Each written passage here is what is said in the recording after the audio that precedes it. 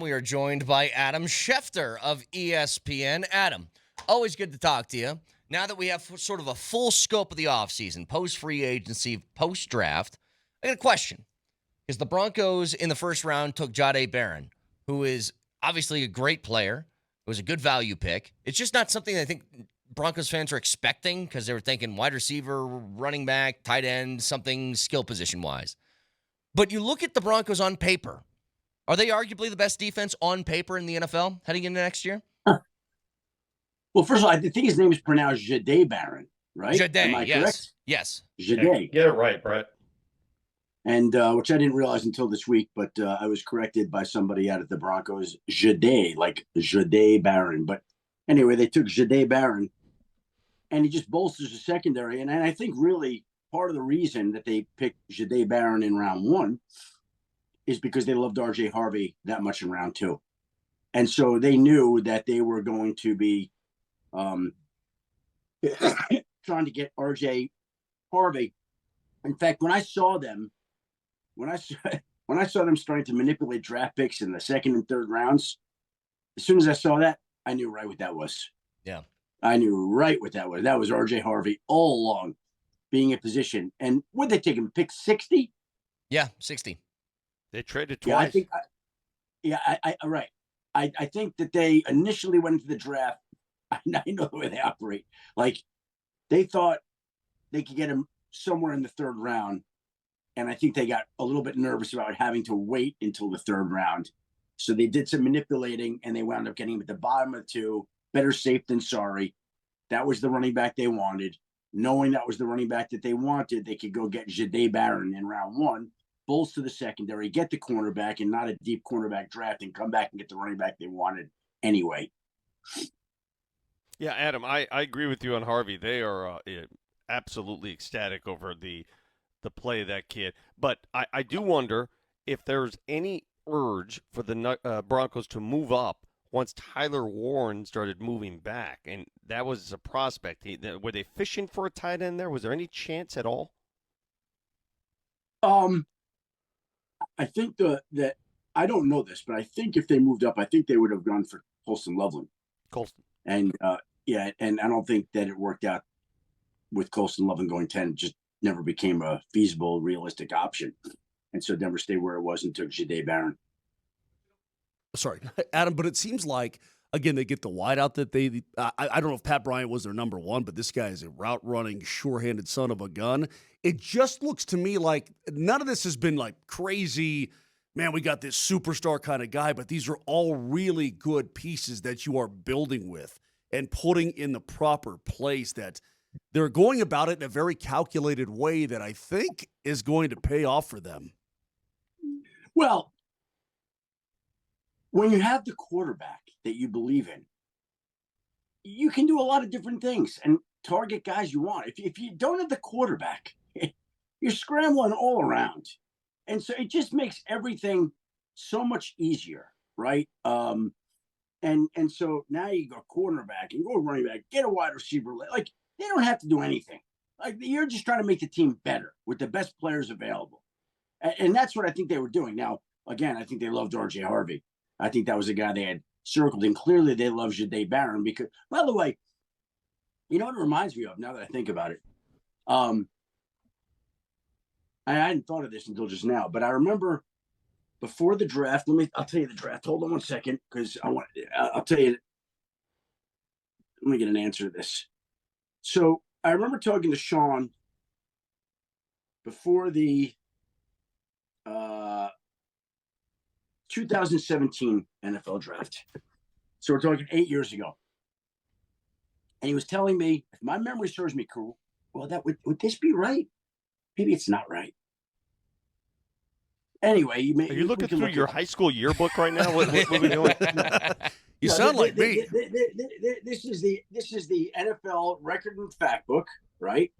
And it's got every roster and every pick, and it's my quick reference guide. It's my quick reference guide to look down. Oh, it is the same thing. Yep. Okay. So,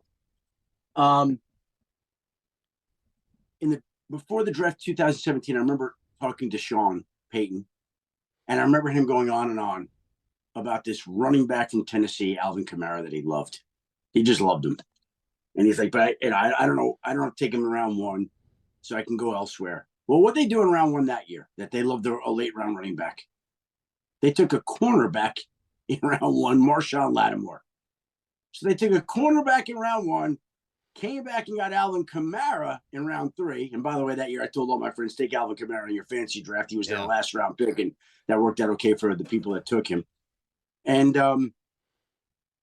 this year they went cornerback in round 1 again, and they went for the running back that Sean Payton and the Broncos loved. Like, it just feels like 2017, a version of it all over again that I hadn't thought of until just now. Well, and one thing that was really missing last year from the Broncos offense is, as good as Bo Nix was as a rookie, he just didn't have a running game to work with. They either refused to run the football, or when they tried, it just didn't work out.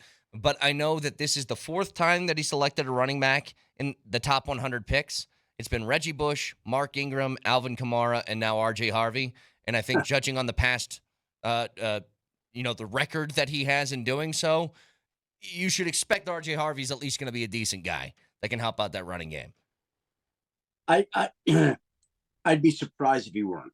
If he stays healthy, I expect that R.J. Harvey will be a major productive back for the Denver Broncos. You know, the story of the draft, though, and I know you guys were following like crazy, as were we, was Shedeur Sanders' slide. And I guess the question is this, Adam. Is this more about teams around the league just didn't view him as a starting quarterback right away in the league, and it was a lot of hype that was built around it that maybe wasn't there? Or did the other things have something to do with the slide? I think it's all of it. It's funny because I was on the phone with the team yesterday, and that team said to me, I'm not going to name the team, but the team goes, do you know that Shedeur Sanders went almost to the exact slot that we had him rated for on our board? Wow. That's nuts. Having said that, Adam, I met your wonderful children when you came to town a few weeks ago. Thank you. I'm going to ask you, if you're Ulbrecht, if you're the coach in Atlanta who was embarrassed and had to go up there and apologize on behalf of his son, what would you do if your kid did that? If your kid went national and pulled that kind of prank, that punk move, what would you do as a parent? I would be so furious because I think when, our kids act out of turn, when they don't act the right way, I mean, it's a reflection of you. I've made mistakes as a kid, and I feel like it reflected poorly on my parents, right? It reflected poorly on my parents. And so, if one of my kids did that, well, yeah. I mean, look, most children go through something. They get themselves into some situation, right? I remember my son, I guess I could say this, like on my 50th birthday, he got waitlisted at Michigan. And it was a tragedy. He finally got in, and on my 50th birthday, he got waitlisted. My 50th birthday. I don't know if I said that. I was going to say he was 50 when he went to college. On my 50th birthday, he got waitlisted. He finally got in the spring, and there's a reason I'm telling you that. And then on my 51st birthday, I found out that he was placed on academic probation, and they were sending him home. Okay? Mm-hmm. So I remember him walking in the house, and I was so furious that this kid that we worked so hard with, that worked on his own, had put so much into it, and went to school and squandered that chance to the point where they sent him home. And I remember him walking in, and I remember said, Dev, there's a gas station up the street. Like Getty, where we go and get gas when we're out of gas. Here's your choice. You're going to go to the community college now, and you're going to get your grades up, and you're going to go back to Michigan, or wherever you want, or you're going to be working at that Getty gas station the rest of your life. Like, that's up to you, whatever you want to do. And so he went through that. I bring that up because I think most kids face fork in the road moments where they do dumb, stupid things without realizing the consequences. And that's one of those moments that kid did a really dumb, stupid thing. And it reflects poorly on everybody. And I thought Jeff Ulbrich, the father, handled the press conference yesterday that he held about as well as you can handle a moment like Perfectly. that. He did. He did. I Exactly. felt for him. Yeah. Yeah, he I felt took for all him. the I felt for the responsibility. family. You could see how badly he felt about it. And you either learn from those moments and grow from them, or you don't, and you sit and wallow in less than mediocrity yeah. So that kid, I couldn't stand what he did. It was so obnoxious. It was so immature. It was so irresponsible. It was so distasteful. And so if my kid did that, I want to kill him. Okay. Yeah. I want to kill him. Not only that, Adam, but cost him $100,000. I mean, that's a lot of money. Yeah. Well, by the way, I mean, it's a ton of money. But I got to tell you something.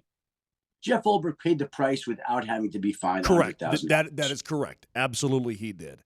Yep, no doubt about it. And then the Falcons are just in the drive-by. $250 for us. What do we do? Hey, hey, listen, real quick before we let you go, is there anybody that you saw in this draft? I always worry. I mean, when the Raiders get Ashton Genty, I'm like, oh my God, and then they have a pretty good draft for themselves, and I thought the Chargers did as well. But is there anybody that you thought really sort of stepped it up and maybe had a better draft than anybody could have imagined?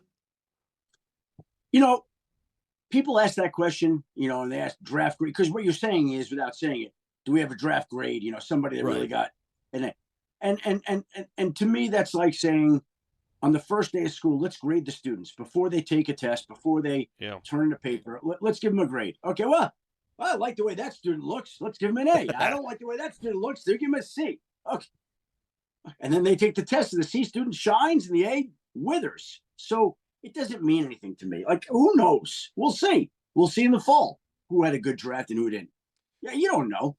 I mean, we could throw things out there, but I don't put too much stock into it. Well, one thing I am curious about is, the Jags, they maneuver up to number 2 to start that draft to take Travis Hunter. And I believe, if I saw your report correct, they're basically going to start him off at wideout, where that's going to be his main thing that he starts with, and then kind of work him into defense. Like, are they planning on doing this both ways? I don't know what the frequency is on both positions, but they are planning on using him on both sides. Correct. They're going to, quote unquote, as it was told to me, onboard him as a wide receiver and also play him some at defensive back. I just wonder how that process works. How much film room time does he spend on each side? How much practice time does he spend on each side? Because when he was at CU, Adam, he would have like 2 days off of practice where he did nothing just to make sure his body was going to be okay. Yeah, but he also he's also a film hound. I mean, this guy, Adam, here's what he does. He plays football, watches film. Why is Vic a bunny? Oh, my God. Why is Vic a bunny right now? What are you doing? What is that? What does he do? Hey, when is Aaron Rodgers signing with the Steelers? Vic, you look great. Like that would have been good on Easter, Vic. Not on May 1st. Close enough. Okay. And it's talking. Okay. But I want to know about Aaron Rodgers. That's even better. No, Adam, please, for the love of God, can you please give us something that the league doesn't have so we can go viral with Vic being a cow right now? Please. Say something crazy. That'll go everywhere.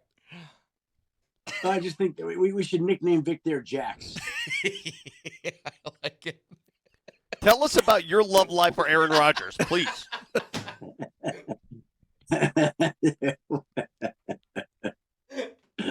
See, by the way, these are fun things that you can do. You don't want to prank call people. You don't want to do dumb things like that, right? Like that's dumb. Yeah, this is above the fray. This stuff is pure. Exactly. This is good-natured fun that Vic is having with all these various. What else you got? Your Honor, I'm not a cat. Yeah. Oh, so you guys heard it here first. Adam Schefter reporting that the Chiefs are firing Andy Reid. Okay. Make this go everywhere. Adam, always appreciate the time, man. Thanks so much for the breakdowns throughout the course of the year. Hopefully, we will talk to you very soon. I appreciate it, guys. Really enjoyed it this year, and hope everybody has a nice little summer break here. Yep. Yeah. Adam Schefter, ESPN. Thank you, Wolf. Adam. Wolf. Yeah. All Conversations with Schefter, brought to you by Colorado Credit Union. Love where you live, love where you bank. Visit ccu.org to learn more. How do you even do that? How do you even get a filter like that? Well, this is when you take the extra time to go to the business center of the hotel, you get certain allowances, and this is one of them.